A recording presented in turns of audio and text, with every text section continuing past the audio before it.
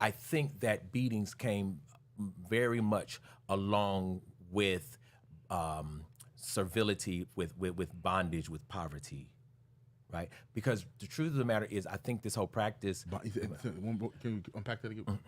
Yeah, I think there's a way that beating black children, of course, came along with slavery, right? But I think slavery comes along with poverty, right? With a person's absolute belief that they have no real access to the goods and the resources around them, and so you've got to force children to behave a certain kind of way, right? Because really, metaphorically, and in some ways literally, black people have been the children of America. Absolutely. And America beat us. Right. Right. So we were all whipped, right, by our parents. But it was America, so to speak. And the question ultimately became, how do you please America? That's episode. Right. We're 5 minutes in. Oh my god! Oh my gosh! Wow! Yeah, and it's true. I mean, and this is how we get respectability politics. How do you please America? Wow. Right? You don't leave here and show your behind. We've all heard these phrases. Right. In other words, when you go into America, right, you got to present your best self. Because we're trying to convince someone that our humanity has value. Right. And that we're okay to go out into the world to just mix with you. Absolutely. But the reason we're willing to beat you is because the price we've paid to do this convincing, you don't have the right to fuck that up. So you got to uphold this tradition we have, right? Because in a minute, America's going to be convinced. Or is it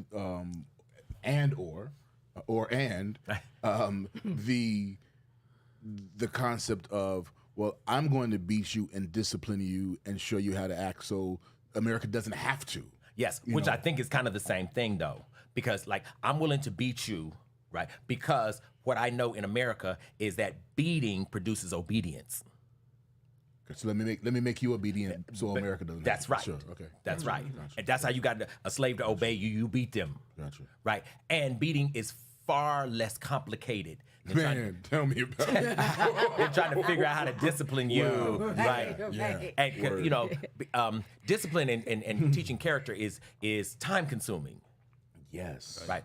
But again, that's why I'm beginning to think it's a class association, because you have to have the time to do it. Right. Yeah.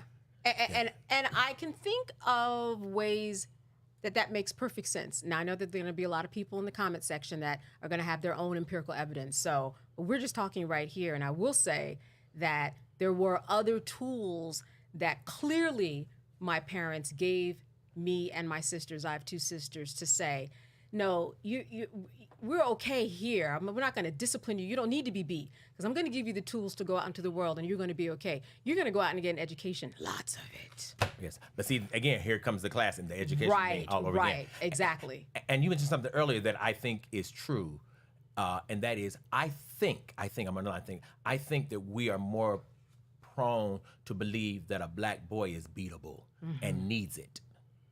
Actually needs it. That masculinity is recalcitrant by definition. Right. Right. Masculinity is disobedient. So you have to constrain masculinity, and you have to do it fiercely, and you got to do it early, right? Femininity we think of as being obedient and submissive by design, right? We don't think of masculinity that way. And so a boy has to be reeled in. And he's got to be reeled in intensely. He's got to be, reeled in quickly. Which is why we even tell boys never to hit girls. But we don't tell boys not to hit boys. Right. And then, a lot of it comes from fear, right? Because you're afraid of what might happen to your son or daughter, if that's when they get out into the world. It's like when you see a child rush out into the street, and then you're so scared as a parent, you grab them, and you're so mad, you're angry, and then right? you're angry, Right. but it's fear, and that's why they get a spanking. Because I used to see that happen. I said, that doesn't make any sense. I mean, it makes sense now because you're so fearful of what could have happened that I need to, in this moment, teach you a lesson so it will stay. But it's all based on fear. But I have to admit, I don't think my parents ever feared that I was going to get hit by a car when they whipped me. Well, I'm saying if they put, oh, I see what you're saying. What you're saying is perfectly valid, absolutely. Yeah. Right. I also think that there was a time, probably up until I might guess, maybe the 80s, the 90s. I think there was a time where we believed that whipping a child actually made them excellent.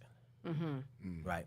I remember my parents would quote that verse, "Spare the rod, spoil the child." Yeah. Right. Which means if you don't beat them, Yeah. right, you're gonna have hell to pay.